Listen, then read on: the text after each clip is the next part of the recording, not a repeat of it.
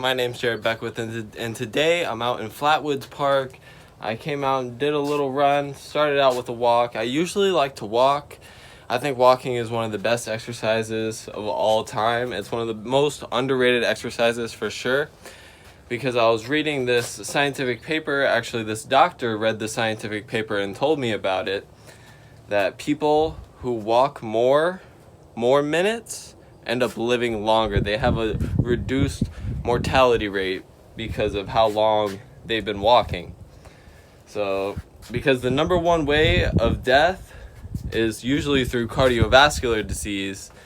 So, by working out your cardiovascular system, they did an actual, controlled trial and found the more minutes, 30 minutes, 60 minutes, 120 minutes, 300 minutes, the more minutes you walked per day, the lower your rate of mortality. That's one thing I've been learning about.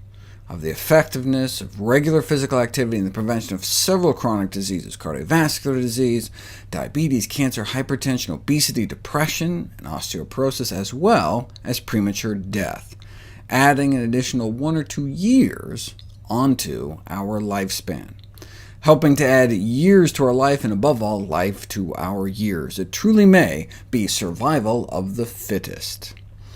How much do we need to exercise? In general, the answer is the more the better.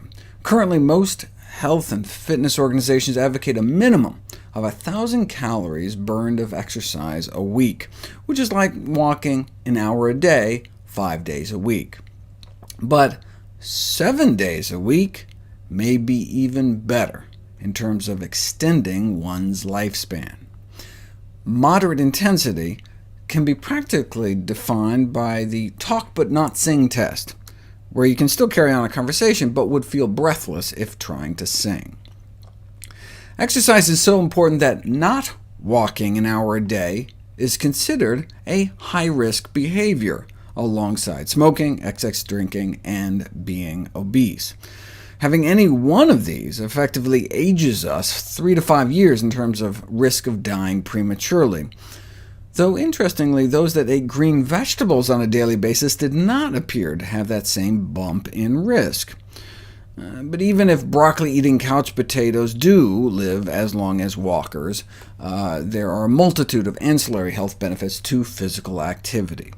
So much so that doctors are encouraged to prescribe it, to signal to the patient that exercise is medicine, in fact, powerful medicine.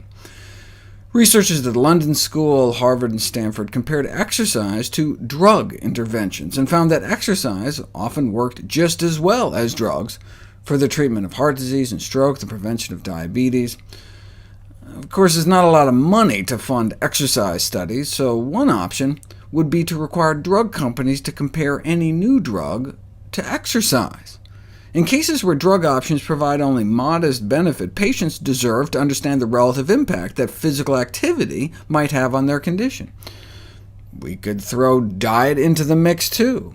Yes, the FDA could tell drug companies, your new drug beats out placebo, but does it work as well as kale? So, I've been trying to do a marathon. That's something that I've been trying to do for a while now. I've been talking about it with my friend Noah, so he might go on the marathon with me. And this Flatwoods Park, I think it's about 8 miles. So if I want to fit in the marathon of 26.2 miles, I think it is, I should be able to do that. Here's a picture of the map. Here's a picture of exactly where I am on the map today, right here. It's actually pretty cool. They usually have water. They usually have water over there. But since coronavirus is going around, COVID-19, they're not doing any water, because we want to stay at least 6 feet apart from everyone else who's on the trail today. See, people come out here, they ride their bikes. It's super cool, it's super fun. But anyways, I just want to check in with you guys, let you know that I plan to run, or not run, but walk and jog a marathon. And if I can do that, I'd feel pretty accomplished about myself. And what are you guys setting as a goal to get over this coronavirus? I think you should set a goal and you should just go for it. Let me know in the comments. Hit that like button. I'll see you guys on the next video. Peace. One of the cool parts that I found out about Flatwoods Park is that it has the mile markers nicely marked out here. So there's no guessing on how many miles you ran. Also, it does track it in your iPhone if you have that on the health app.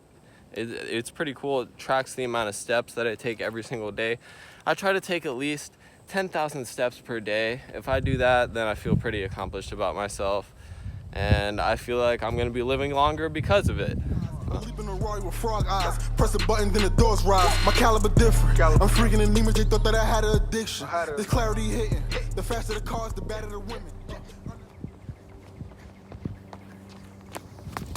I've just been jogging a little bit. Probably went about 2 miles by now. I'm just getting used to it. Haven't ran in a long time. But you know, I do want to get to that marathon status. I like this shade in here. One thing I was noticing with this quarantine is that I was getting depressed because I was staying inside all day. I was just staying in bed, pretty much doing nothing, just swiping on social media, seeing whatever popped up. But today, since I went outside, I feel a lot better. I went to Flatwoods Park.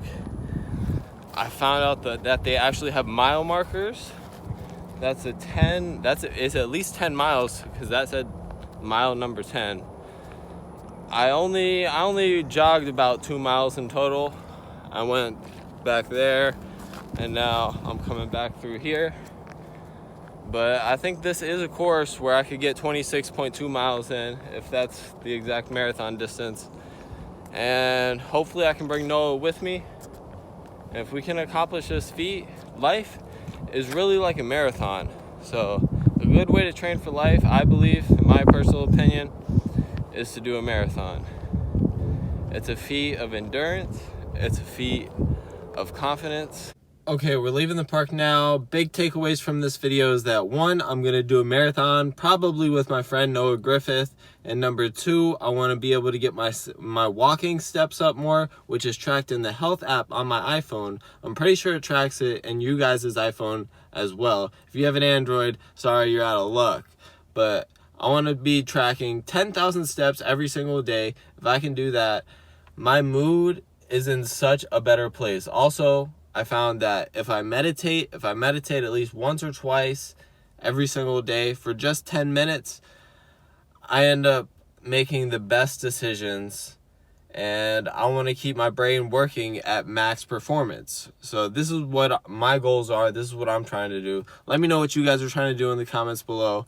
Hit that like button. If you want to stay updated with my journey, you can subscribe down below. And I love you guys. I will see you guys on the next video.